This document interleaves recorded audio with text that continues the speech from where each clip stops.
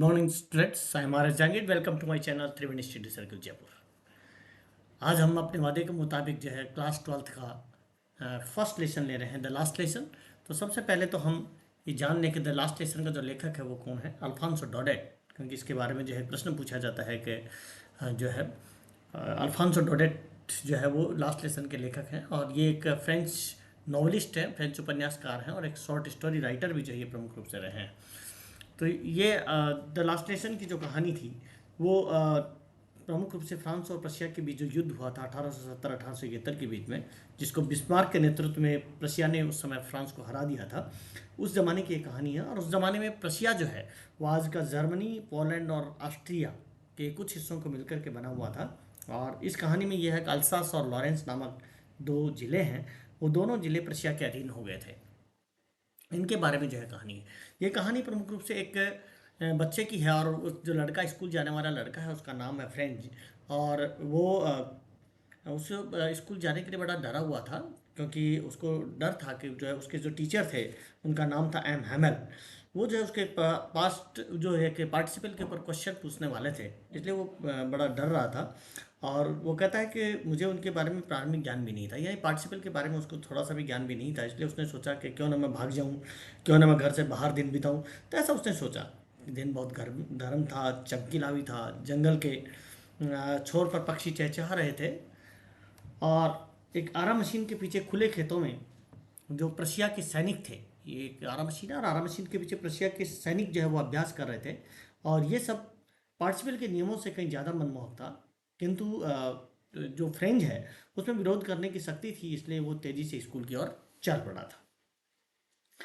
जैसे ही आगे बढ़कर के वो सभागार के पास से गुजरा, तो उसने एक बुलेटिन बोर्ड देखा, एक नोटिस बोर्ड जो है देखा, और नोटिस बोर्ड के सामने एक भीड़ लगी हुई थी।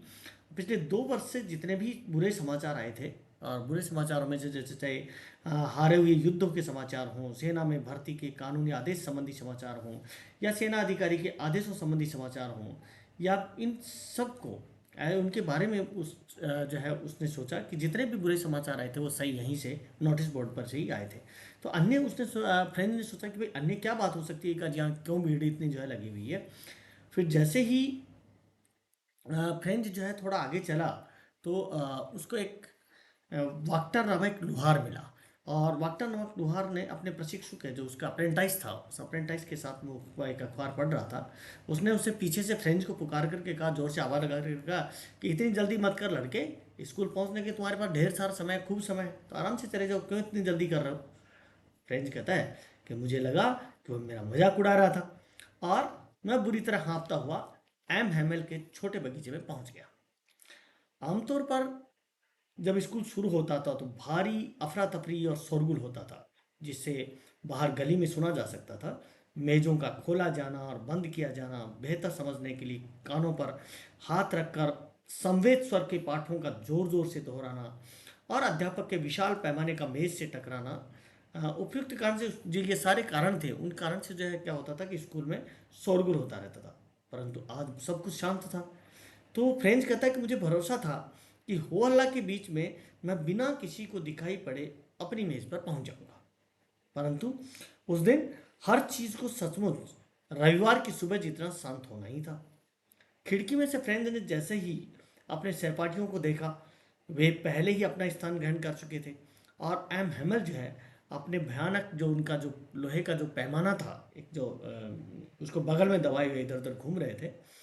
फ्रेंच कहता है कि मुझे दरवाज़ा खोलना पड़ा और सबके सामने अंदर जाना पड़ा। फ्रेंच कहता है कि आप कल्पना कर सकते हैं कि मैं कितना शर्मिंदा था और कितना डरा हुआ था। उसके बाद परंतु ऐसा कुछ भी नहीं हुआ।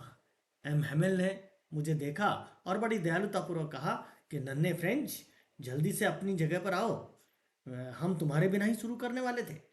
फ्रेंच कहता है कि मैंने मेज के ऊपर से छलांग लगाई और अपनी डेस्क पर बैठ गया।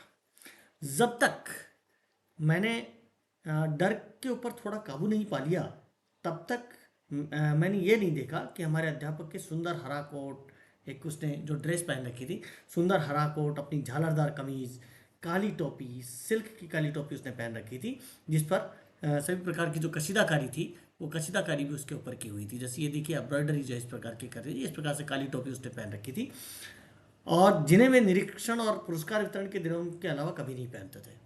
फ्रेंच कहता है कि इसके अलावा पूरा विद्यालय बहुत ही विचित्र और गंभीर लग रहा था। किंतु जिस चीज को देख करके फ्रेंच सर्वाधिक चकित हुआ वो ये थी कि सदा खाली रहने वाली जो पीछे की मेजों पर गांव के लोग जो है जो हमेशा पीछे की मेन जो बेंच थी हमेशा खाली रहती थी, लेकिन आज जो है वहां पर गांव के लोग चुपचाप बैठे हुए थे। अपना तिकोना टॉप पहने हुए बूढ़ा होशर जो है वो बैठा हुआ था। बूढ़ा होशर जो है ये अपन मान सकते हैं किसी को भी इनमें से एक को। और भूतपूर्व मेयर बैठा हुआ था, भूतपूर्व पोस्टमास्टर बैठे हुए थे, इनके अलावा कई अन्य लोग जो है ये पीछे की जो मेज़ है उनके ऊपर वहाँ पर बैठे हुए थे। और अन्य सभी जो लोग बैठे थे सभी लोग ये क्या हो रहे थे, दुखी दिखाई दे रहे थे कि हौसर एक पुरानी पाल पोथी, ये जो हौसर है वो एक पुरानी बाल पोथी, एक मतलब एक बुक जो है एक प्रकार से लिए हुए थे, जिसके किनारे पर अंगूठे से पेज पलटने के कारण गंदे हो चुके थे, और उसने इसे घुटनों पर खुला रखा था। और उसका चश्मा जो है वो इसके बाल पोथी के पृष्ठों पर पड़ा हुआ था, यानी चश्मा लगा रखा है लेकिन यहाँ चश्मा जो है यहाँ पर टेबल पे उनका रखा हुआ था। फिर उसके बाद जबकि मैं इस सब पर फ्रेंच कहता है कि जब मैं इन सब पर बड़े आश्चर्यपूर्वक विचार कर ही रहा था कि एम हेमेल अपनी कुर्सी पर बैठ गए, और उसी गंभीर और विनम्र अंदाज में जिसका प्रयोग उन्होंने मेरे लिए किया था, बोले कि मेरे बच्चों यह अंतिम पाठ है और मैं तुम्हें पढ़ाऊंगा। यानी ये जो आज है वो अंतिम पाठ है जो मैं तुम्हें पढ़ाऊंगा। अल्सास और लॉरेन के स्कूलों में केवल जर्मन पढ़ाई जाने का आदेश बर्लिन से आ गया है, ऐसा उन्होंने एम हेमेल ने कहा।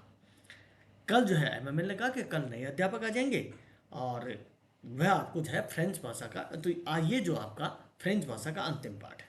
मैं चाहता हूँ, एमएमएल कहते हैं कि मैं चाहता हूँ कि आप बड़े ध्यान पूर्वक जो है पढ़ें। फ्रेंच कहता है कि ये शब्द फ्रेंच के लिए बिजली की कड़कड़ाहट की तरह थे। फ्रेंच कहता है हाय दुष्ट लोग, सभागार पर उन्होंने यही बुरा समाचार लगा रखा था। यानी जो नोटिस बोर्ड पे जो समाचार लगा था जहां भीड़ लगी हुई थी, अब फ्रेंच के दिमाग में आया कि यही समाचार था, इसीलिए लोग वहां पर इकट्ठे हो रहे थे। फ्रेंच भाषा का मेरा अंतिम पाठ। अरे, फ्रेंच कहता है कि फ्रेंच भाषा का मेरा अंतिम पाठ, अरे मैं मुश्किल से ही लिखना जान पाया था, अब मैं आगे कभी नहीं सीख पाऊंगा। वहीं और उसी समय मुझे रुक जाना होगा। हाय, फ्रेंच कहता है हाय, मैं अपने पाठ याद न करके पक्षियों के अंडे ढूंढने में सार नदी पर फिसलने पर कितना दुखी हो रहा था। यानी वो पढ़ता नहीं था, अर्थात वह पाठ याद नहीं करके पक्षियों के अंडे ढूंढता था या सार नदी पर फिसलता रहता था। मेरी पुस्तकें, फ्रेंच कहता है कि मेरी पुस्तकें जो थोड़ी देर पहले ले जाने में भारी और बड़ी समस्या लग रही थी, मेरी व्याकरण और संतों का इतिहास जो पुस्तकें थी, अब पुराने मित्रों जैसे लग रही थी जिन्हें मैं त्याग नहीं सकता था। और हम हेमेल के बारे में इस विचार ने कि वे जा रहे थे कि अब मैं फिर कभी भी उनसे नहीं मिल पाऊंगा। मुझे उनके डंडे के बारे में और वो कितने बदमिजाज थे, वो इन सब के बारे में सब कुछ भुला दिया। बेचारा आदमी, यहाँ बेचारे गुरुजी। इसी अंतिम पाठ के सम्मान में उन्होंने अपने रविवार ये सुंदर कपड़े पहने हुए थे। अब उसने फ्रेंड ने कहा कि इसी जो रविवार ये जो ड्रेस जो उन्होंने पहन रखी थी, सुंदर जो कपड़े पहन रखे थे, इसी कारण से उन्होंने पहन रखे थे। और फ्रेंड कहता है कि अब मैं समझ गया कि गांव के बुजुर्ग लोग कमरे में पीछे क्यों बैठे हुए थे। इसलिए कि उन्होंने भी दुख दुख था कि वे और ज़्यादा स्कूल नहीं गए थे, और हमारे अध्यापक भी, अध्यापक की जो 40 वर्ष की निष्ठापूर्ण सेवा के लिए धन्यवाद देने, और जो देश अब उनका नहीं था उस देश के प्रति सम्मान प्रदर्शित करने का यह उनका अपना एक तरीका था। जब मैं इन्हीं सब बातों के बारे में सोच रहा था तब मैंने अपने नाम को पुकारे जाते हुए सुना। अब बोलने की मेरी बारी थी। फ्रेंच कहता है कि अब बोलने की मेरी बारी थी। बिना किसी गलती के पार्टिसिपल्स के भयानक नियम को पूरा पूरा जोर जोर से और स्पष्ट सुनाने में समर्थ होने के लिए मैं क्या कुछ नहीं करने को तैयार था। अर्थात मैं पार्टिसिपल के जो कठिन नियम थे उनको भी स्पष्ट रूप से बिना किसी त्रुटि के पढ़ने का इच्छुक था। किंतु मैं पहले शब्दों के ऊपर ही उलझ गया और मेज पकड़ पर वहां खड़ा हो गया। मेरा दिल धड़क रहा था और मुझे ऊपर की ओर देखने की हिम्मत नहीं थी। फ्रेंच कहता है कि मैंने एम हैमेल को मुझसे यह कहते हुए सुना कि मैं तुम्हें डांटूंगा नहीं नन्हे फ्रेंच, तुम्हें अवश्य ही काफी बुरा महसूस हो रहा होगा।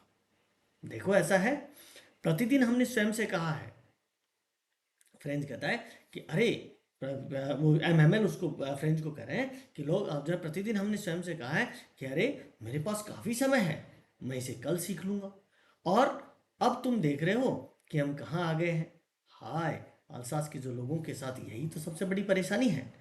यह यहाँ की जो जनता है वो सीखने को कल के लिए टाल देती है। अब बाहर के लोगों के पास आपसे यही कहने का अधिकार होगा कि ऐसा कैसे है कि तुम फ्रांसीसी होने का नाटक भी करते हो और फिर भी तुम न तो अपनी भाषा को लिख सकते हो, नहीं बोल सकते हो। एम सभी को उनको कह रहे हैं, किंतु नन्हे फ्रेंड्स, तुम ही सबसे बुरे नहीं हो। हम सबको हम सबके पास स्वयं को दोष देने का पर्याप्त कारण है।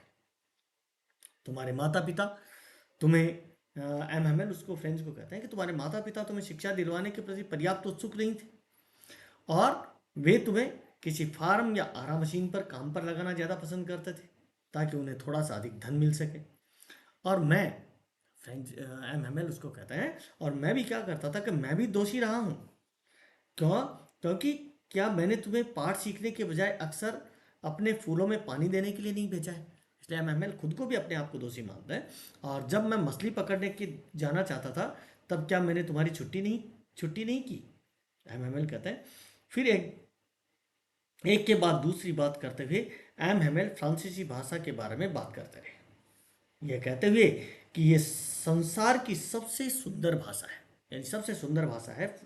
फ्रेंच कहते हैं, वो एमएमएल कहते हैं कि सर्वाधिक स्पष्ट, सर्वाधिक तर्कसंगत, और यह कि इसे हमको अपने बीच सुरक्षित रखना है, इसे कभी भी नहीं भूलना है, क्योंकि जब किसी देश के लोग गुलाम होते हैं तो जब तक वे अपनी भाषा से मजबूती से बंधे रहते हैं तो ये ऐसा ही है कि मानो उनकी जेल की चाबी उनके पास हो। और एमएमएल फिर भी कहते हैं, फिर ये पाठ कितनी अच्छी तरह, फिर उन्होंने व्याकरण, एमएमएल ने व्याकरण की एक किताब खोली और हमारा पाठ हमको पढ़ करके सुनाया।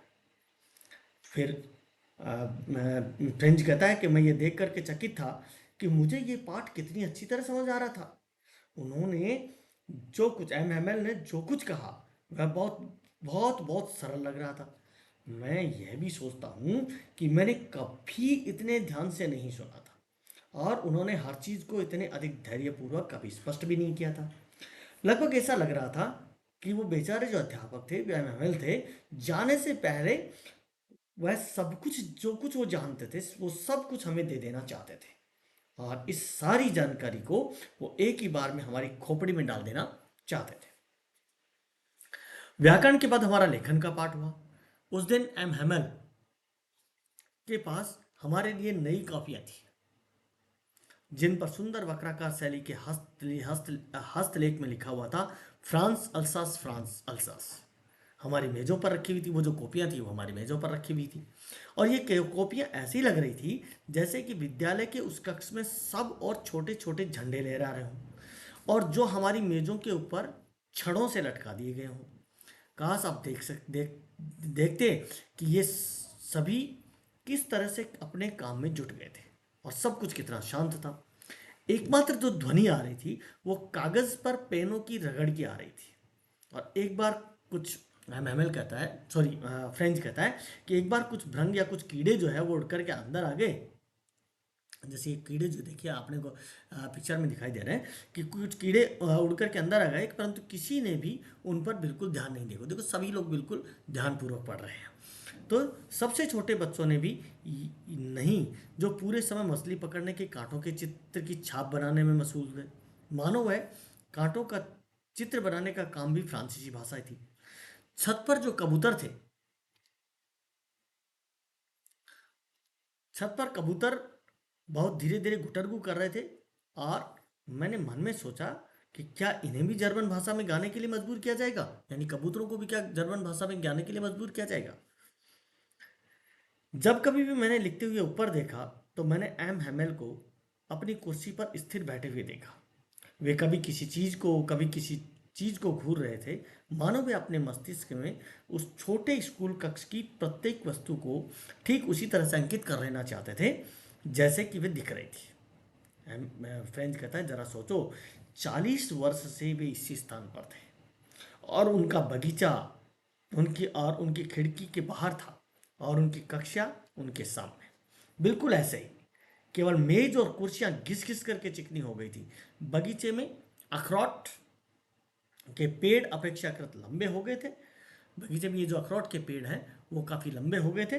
और हॉप वाइन देखो, एक बेल होती है, ये जो हॉप वाइन है, हॉप वाइन जो एक प्रकार की बेल है जिसे उन्होंने स्वयं अपने हाथों से लगाया था, वह खिड़की से लिपटते हुए छत तक पहुंच गई थी। यानी खिड़की के पास से होते हुए छत तक ये हॉप वाइन की बेल पहुंच गई थी।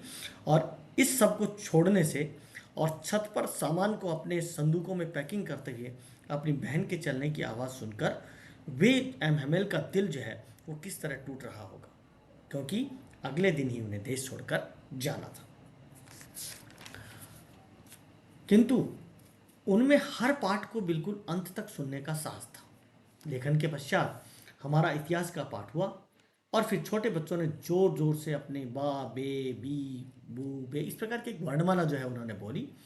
कमरे के पिछले छोर पर बूढ़े हौतर ने अपना चश्मा पहन लिया, अपनी पुस्तक को दोनों हाथों में पकड़कर उनके साथ बा बे बी आदि बोलता रहा। जो वर्णमाला जो बच्चे बोल रहे थे वो भी बोलने लगे। आप फ्रेंच कहता है कि आप देख सकते थे कि वह भी रो रहा था। भावुकतावश उसकी आवाज कांप रही थी और उसे सुनना इतना हास्यास्पद था कि हम सब हंसना और रोना चाहते थे। ओ, यह अंतिम पाठ मुझे कितनी अच्छी तरह याद है। अचानक चर्च की घड़ी ने जो है 12 बजा दी और फिर एंजुलस नामक प्रार्थना की घंटी बजी। उसी समय ड्रिल से लौट रहे, जो अरबसीन के पास जो ड्रिल कर रहे थे जो पर्शिया के सैनिक, तो वो ड्रिल से लौट रहे पर्शिया के जो सैनिकों की तुरहियां हमारी खिड़कियों के नीचे बजती हुई सुनाई थी। हम हेमेल अपनी कुर्सी से खड़े हो गए, बहुत पीले पड़े हुए थे। मैंने उन्हें कभी भी इतना आत्मविश्वासी नहीं देखा था। मेरे मित्रों, उन्होंने कहा, एमएमएल ने कहा, मेरे मित्रों, मैं थोड़ा वो लड़खड़ा रही थी, उनकी आवाज़ जो है थोड़ी सी लड़खड़ा रही थी। किसी बात ने उनका गला अवरुद्ध कर दिया, वे अपनी बात जारी उन्होंने न रख सके। फिर वे श्यामपट्ट की ओर मुड़े और चौक का एक टुकड़ा उन्होंने उठाया और अपनी पूरी ताकत से उन्होंने जितने बड़े अक्षरों में वे लिख सकते थे लिखा, विवा ला फ्रांस, यानी फ्रांस, लॉन्ग लिव फ्रांस। विवा ला फ्रांस का मतलब होता है लॉन्ग लिव फ्रांस, फ्रांस जिंदाबाद। ये भी एक प्रश्न जो है आपसे पूछा जा सकता है कि विवा ला फ्रांस का अर्थ क्या होता है। इसका अर्थ है लॉन्ग लिव फ्रांस। फिर वे रुक गए और अपना सिर दीवार के सहारे उन्होंने झुका लिया। एमएमएल ने अपना सिर दीवार के साथ झुका लिया और बिना कोई शब्द बोले उन्होंने अपने हाथ से हमारी तरफ इशारा किया, स्कूल की छुट्टी हो गई, आप जा सकते हो, यू मे गो। इस प्रकार से ये जो है अपना लेसन यहीं पर समाप्त हुआ। Thank you very much. यदि आपने मेरे चैनल को सब्सक्राइब नहीं किया है उसे सब्सक्राइब करें, लाइक करें और अपने दोस्तों के साथ शेयर करें ताकि ज़्यादा से ज़्यादा लोगों को इसका फ़ायदा हो सके। Thanks a lot again.